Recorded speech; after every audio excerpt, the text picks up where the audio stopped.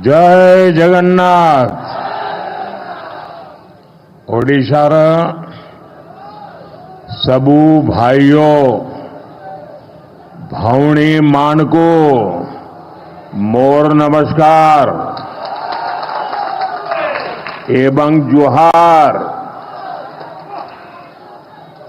ओडिशार मोर सबू परिवारजन मां मौसी भाई भौणी जूब साथी मानको शुभेच्छा ओ अभिनंदन। 5 दिन पहले मुझे दिल्ली में उड़ीसा पर्व इस शानदार समारोह में शामिल होने का अवसर मिला था और बहुत बढ़िया मसाले वाली चाय भी पी थी।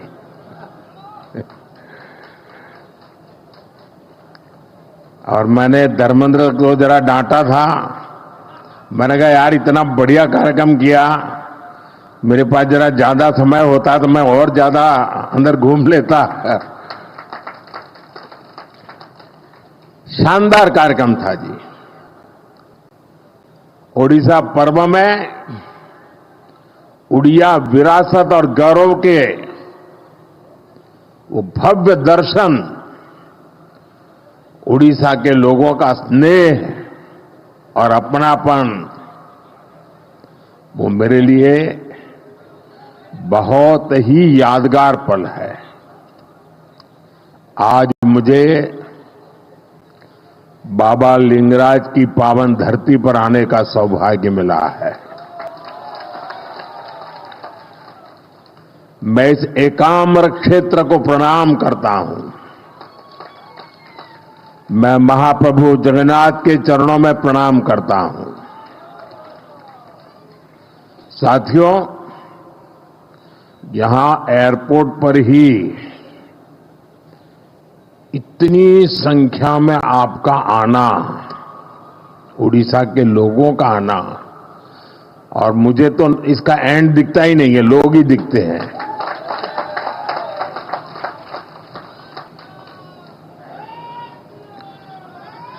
आपके इस प्यार के लिए मैं आपका बहुत आभारी हूं। और मैं देख रहा हूं कि एक उमंग, ऊर्जा, आपके चेहरों पर खुशी, चमक मैं देख भी रहा हूं, मैं अनुभव कर रहा हूं। और ये चमक बता रही है कि महाराष्ट्र चुनाव के नतीजों ने, हरियाणा के चुनाव के नतीजों ने, और इन दिनों देश भर में जो उपचुनाव हुए उससे जो नतीजे आए हैं, पूरे देश में कैसा विश्वास भर दिया है, ये मैं आपके आंखों में देख रहा हूं। अब देखिए, उड़ीसा ने शुरुआत की, फिर हरियाणा, फिर महाराष्ट्र, और यही तो भाजपा की विशेषता है और यही हमारे कार्यकर्ताओं का सामर्थ्य है, हमारी पार्टी के कार्यकर्ताओं का सामर्थ्य है। विपक्षी दल बीजेपी सरकार के खिलाफ सुबह शाम अपप्रचार करते रहते हैं, लेकिन जनता बीजेपी सरकार के कामों को देखकर उन्हें आशीर्वाद देने खुद मैदान में दौड़ पड़ती है।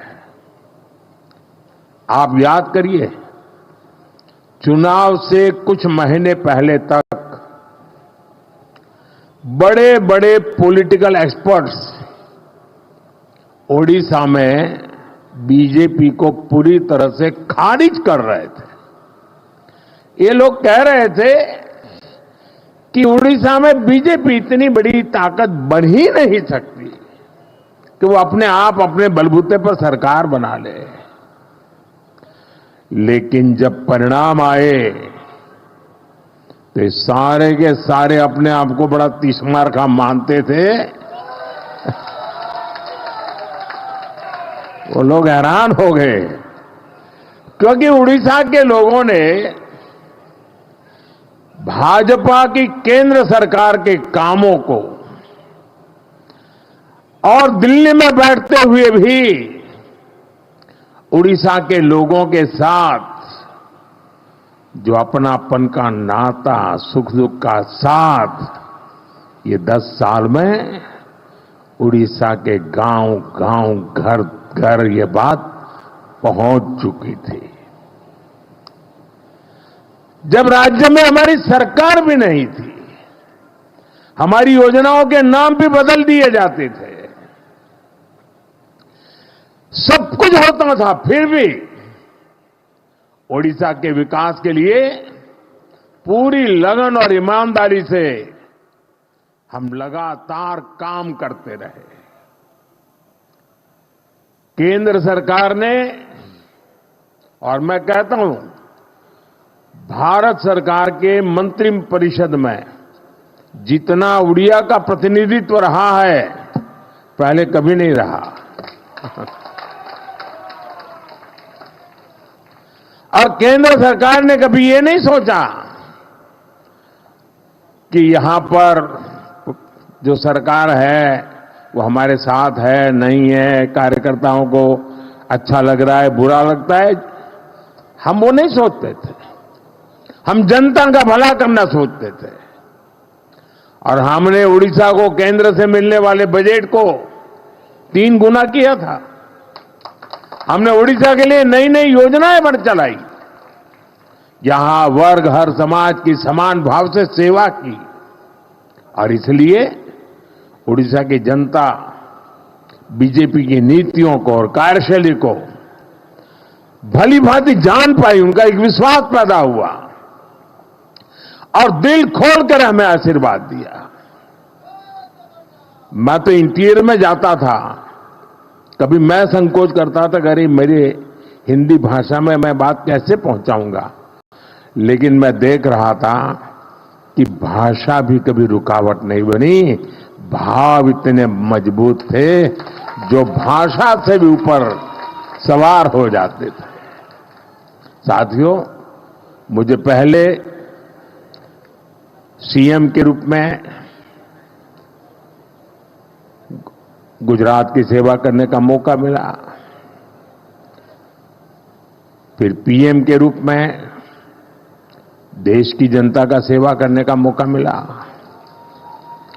और आप सबने, देशवासियों ने तीसरी बार एक सरकार बनाई।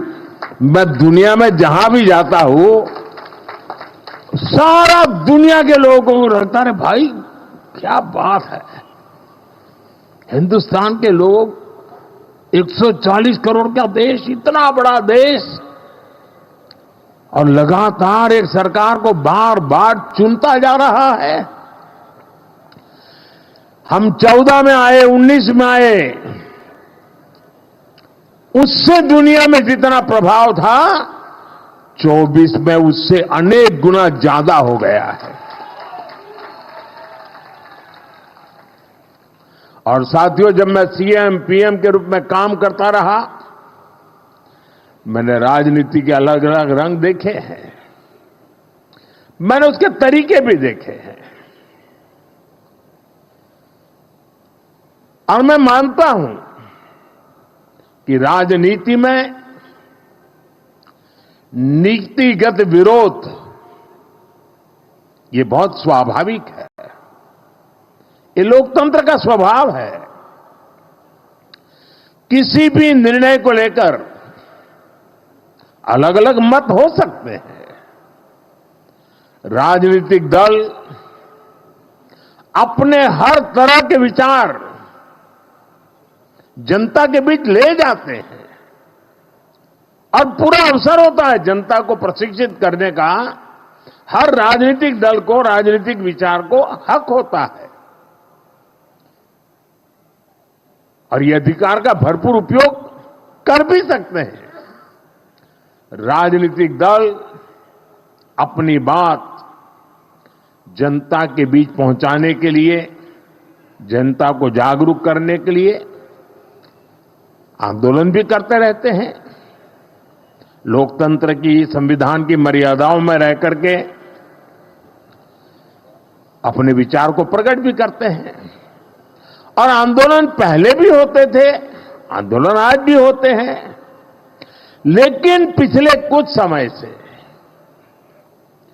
एक बहुत बड़ा बदलाव आप सभी महसूस कर रहे होंगे। भारत की संविधान की भावनाओं के उसे कुचल दिया जाता है। लोकतंत्र की सारी मान मर्यादाओं को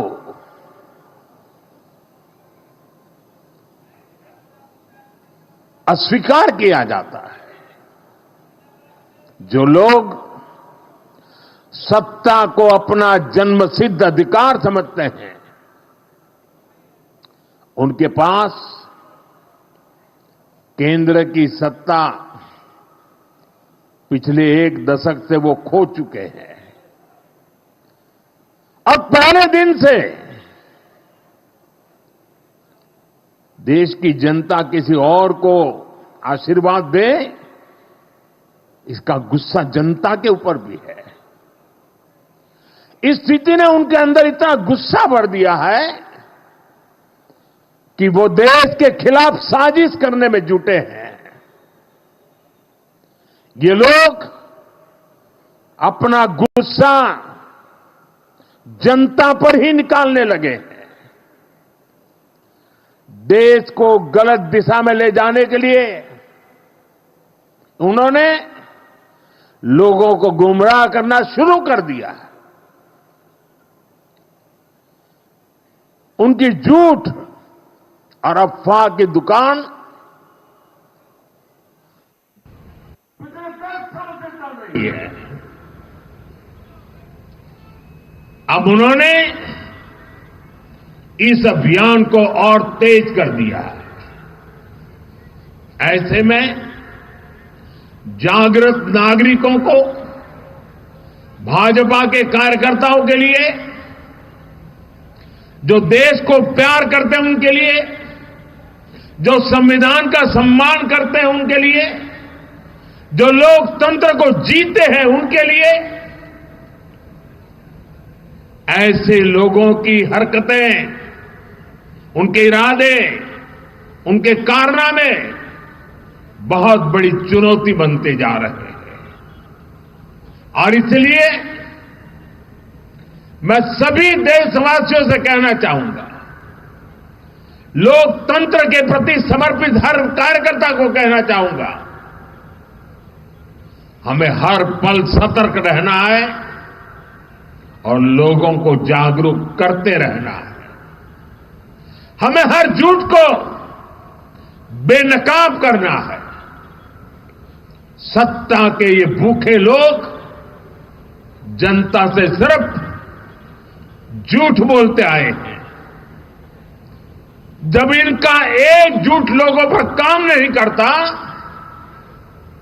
तो उससे बड़ा दूसरा झूठ गढ़ते हैं। ये अपने कार्यकर्ताओं को भी झूठा दिलासा देने के लिए यही कर रहे हैं। मैं तो, आप भी तो देखते होंगे ना, 2019 में जो चौकीदार उनके लिए चोर था, 2024 में आते आते वो ईमानदार हो गया और एक बार भी चौकीदार को चोर तो गाली नहीं पड़ी।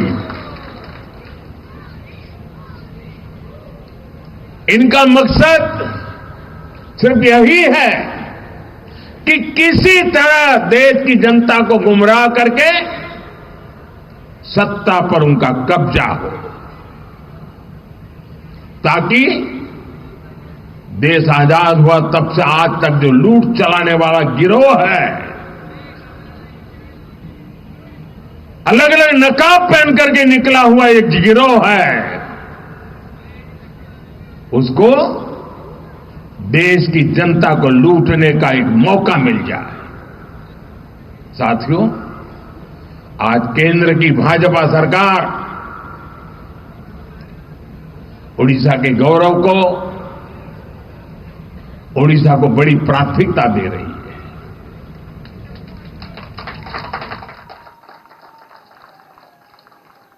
इसी महीने ओडिशा में आप सभी ने बाली यात्रा का भव्य आयोजन किया, सफल आयोजन किया है।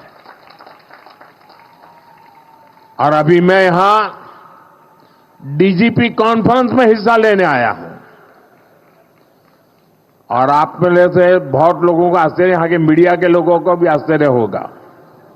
हमारे देश में लगभग 125 साल से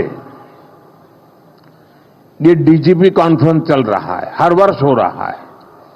125 साल से, अंग्रेजों के जमाने से चल रहा है। 125 साल से डीजीपी कॉन्फ्रेंस चल रहा है, उड़ीसा में पहली बार हो रहा है। देश भर के इस क्षेत्र के जो प्रमुख लोग हैं, वो 2 दिन यहां बैठ करके महाप्रभु जी की इस पवित्र धरती से प्रेरणा लेकर के अपने अपने क्षेत्र में जाने वाले हैं।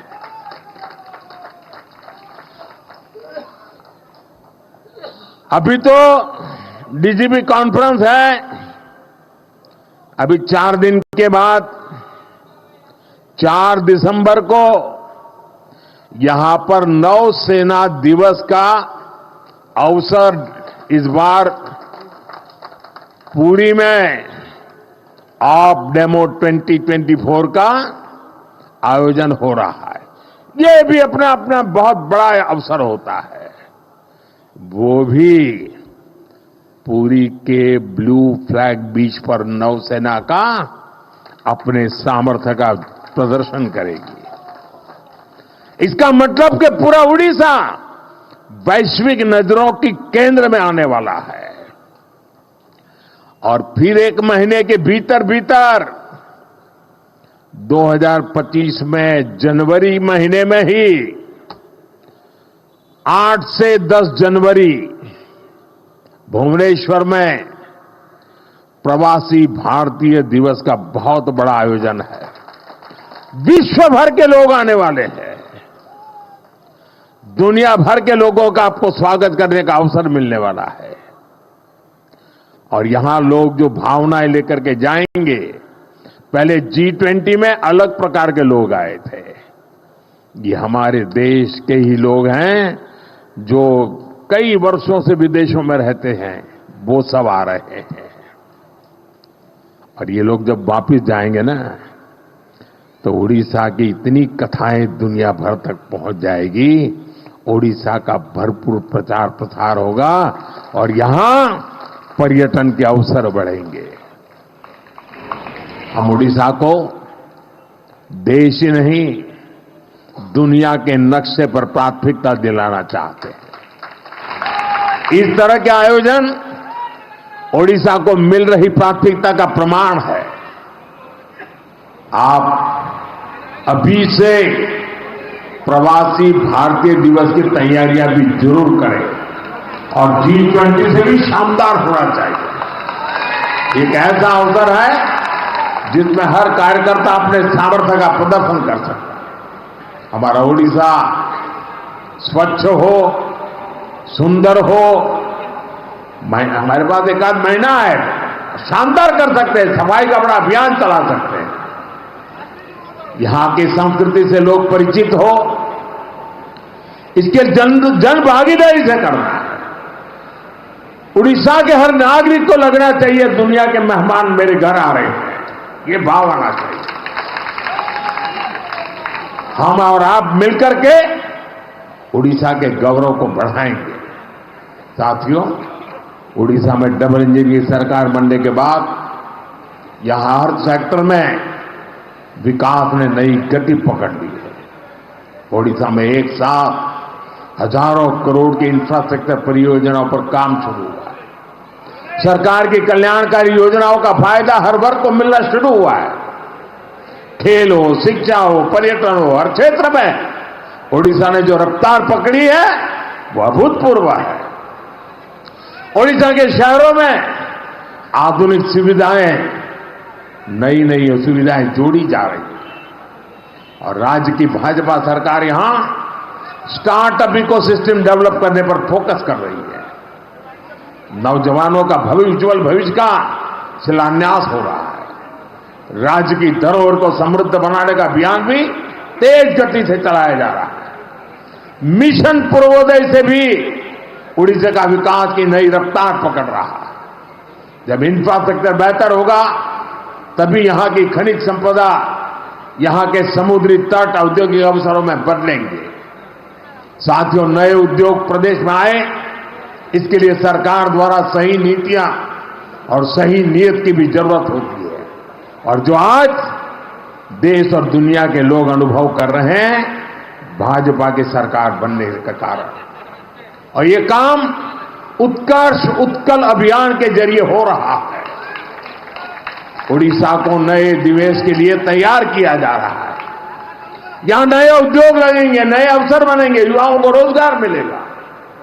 युवा बड़े बड़े अवसरों के लिए तैयार हो, उनके सामर्थ्य का सही इस्तेमाल हो, इसके लिए शिक्षा व्यवस्था में भी बड़े परिवर्तन की जरूरत है। इसलिए भाजपा की सरकार आते ही हमने राज्य में राष्ट्रीय शिक्षा नीति को पूरी तरह लागू किया। ओडिशा में स्कूलों के लिए पीएम श्री योजना और हायर एजुकेशन के लिए पीएम उषा योजना को भी लागू किया। भाइयों बहनों, एक और हम भविष्य निर्माण की दिशा में आगे बढ़ रहे हैं। दूसरी ओर उड़ीसा को जन कल्याणकारी योजनाओं का भी लाभ मिल रहा है। उड़ीसा के लाखों गरीब परिवारों को पक्का मकान देने का अभियान तेजी से आगे बढ़ रहा है। हर घर तक पानी पहुंचाने के लिए हमारी सरकार मिशन मोड में काम कर रही है। गरीबी के खिलाफ लड़ाई, गरीब के जीवन स्तर को बेहतर बनाने के प्रयास और पूरी ताकत से तेज किए गए। साथियों, उड़ीसा के लोग हमारी सरकार आने के बाद एक और बड़ा अंतर देख पा रहे हैं। हमारे मुख्यमंत्री मोहन चरण मांझी जी आज उड़ीसा के अलग अलग हिस्सों का दौरा कर रहे हैं। उड़ीसा को पहली बार गांवों में पता चलता है कि मुख्यमंत्री गांव में भी कभी आते हैं। जनता से जुड़ना और जनता के बीच जाकर उनकी समस्याओं को समझना, यही भाजपा की परंपरा है, भाजपा की संस्कृति। साथियों, बीजेपी की सरकारें इतनी सफल इसलिए होती है क्योंकि हमने इस देश की आधा आबादी महिलाएं, उनके विकास पर भी उतना ही तवज्जो दिया है, उतना ही महत्व दिया है। ओडिशा में भी हमारी सरकार बनते ही माताओं बहनों के लिए कई बड़े कदम उठाए गए हैं। माता सुभद्रा का आशीर्वाद लेकर हमने सुभद्रा योजना शुरू की। ये योजना महिला सशक्तिकरण की पहचान बनेगी। जब हमारी माताएं बहनें आर्थिक रूप से सशक्त होगी तो राज्य की अर्थव्यवस्था में उनका योगदान बढ़ेगा। मुझे खुशी है कि बीजेपी के प्रयासों से ओडिशा की आदिवासी बेटी द्रौपदी मुर्मू जी आज देश की राष्ट्रपति है। इससे पूरे देश के आदिवासी समाज का गौरव बढ़ा है। मुर्मू जी के देश के सर्वोच्च पद पर आसीन होने से हर वर्ग की बेटियों में आत्मविश्वास बढ़ा है। एक आदिवासी बेटी की यात्रा आने वाली कई पीढ़ियों तक प्रेरित करेगी। साथियों, उड़ीसा में जनजातीय कल्याण के लिए कई महत्वपूर्ण कदम उठाए गए। ओडिशा के 13 आदिवासी समुदायों को पीएम जनमन योजना का लाभ मिल रहा है। आदिवासी बच्चों की पढ़ाई बीच में न छूटे, इसके लिए उनके घर के पास ही स्कूल की सुविधा देने का प्रयास किया जा रहा है। उड़ीसा के आदिवासी बहुल इलाके में एकलव्य मॉडल आवासीय स्कूल खोले गए। साथियों, चुनाव के समय मोदी ने आपको कहा था कि जो गारंटी मैं दूंगा उसे तेजी से पूरा किया जाएगा। आज उड़ीसा में हमारी सरकार हर गारंटी को पूरा करने के लिए काम कर रही है। अब उड़ीसा में धान की खरीदारी 3,100 रुपये प्रति क्विंटल में की जा रही है। इसके लिए राज्य सरकार के बजट में 5,000 करोड़ रुपए की व्यवस्था की गई। पिछले हफ्ते राज्य सरकार ने बरगढ़ जिले से बढ़ी हुई दर से धान खरीदना शुरू कर दिया। इसी तरह हम अपनी हर गारंटी को तेजी से पूरा कर रहे हैं। इसलिए मैं फिर कहूंगा, मोदी की गारंटी यानी गारंटी पूरी होने की गारंटी।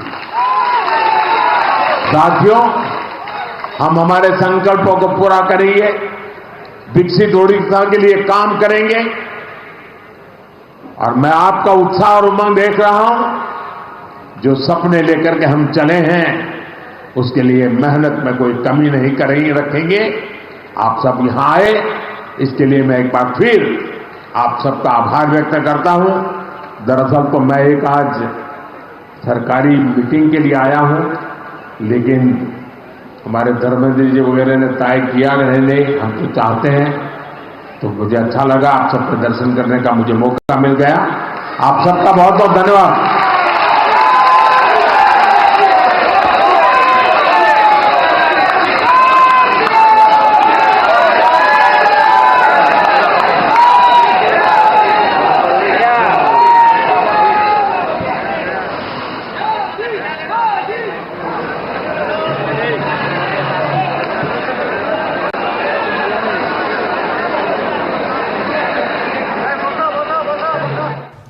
और प्रधानमंत्री नरेंद्र मोदी के 3 दिवसीय ओडिशा दौरे की शुरुआत जनसभा। प्रधानमंत्री नरेंद्र मोदी अभिभाषण उपस्थित लोकों को जनसभा संबोधित कर प्रधानमंत्री नरेंद्र मोदी अनेक गुरुत्वपूर्ण कथा कहते।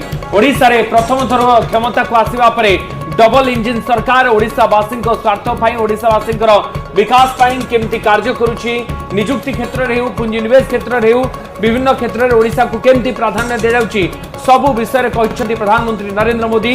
ये सभारे समस्त उपस्थित लोक जनसाधारण को संबोधित करछन्ति प्रधानमंत्री नरेंद्र मोदी। निहाती भाବରେ उदित प्रधानमंत्री नरेंद्र मोदी ओडिशा को किपरि भारतीय जनता पार्टी सरकार गुरुत्व देउछि तार 3टी उदाहरण मध्य देइछन्ति। जदि कहा जाए डीजीपी सम्मेलनी कहा जाओ किंबा डिसेंबर 4 नौसेना दिवस एवं जनवरी 8, 9, 10 प्रवासी भारतीय दिवस ओडिशा रे हेबा ओडिशा रो टूरिज्म को किपरि विश्व स्तर रे पहुंचा जाई परिबो ताकु नै गुरुत्व देइचंती। आ गोटे कथा मध्य प्रधानमंत्री कहबा पई चेष्टा करिसंती जे ओडिशा को देश भितरे नुहे विश्व भितरे गोटे बड़ राज्य बा बड़ स्थान पर घोषित करबा पई भारतीय जनता पार्टी चेष्टित अछि। निश्चित भाव में आगामी समय रे आसंता वर्ष जनवरी मासरे जो प्रवासी भारतीय सम्मेलन अच्छी से प्रवासी भारतीय सम्मेलन में किभली प्रवासी भारतीय माने ओडिशा को आसीबे एवं गोटिए जगार गोटिए मंच रे समस्त एकाठी हेबे। ओडिशार जो ऐतिह्य रही, ओडिशार जो कला संस्कृति रही, ताहा केवल देश भितर नुहे पूरा विश्व आगे रखाଯିବ। विश्व पटल केमती ओडिशार ना आगो को बढ़िबो, ओडिशा विश्व मानचित्र केमती गोटे स्वतंत्र स्थान तैयारी करि परिबो से दिगरे वर्तमान सरकार काम करुछंती। ओडिशावासी को ओडिशा माटी रे आज प्रधानमंत्री मोदी एक कथा संबोधन समय कहछंती। निहाती भाବରେ उदित प्रथमे जय जगन्नाथ रु आरंभ कले, तापरे ओडिया रे ओडिशावासी को अभिवादन जणैले, ओडिशावासी को स्वागत कले, तापरे गोटिए परे गोटिए कथा ओडिशावासी पई रखिले एवं गुरुत्वपूर्ण कथा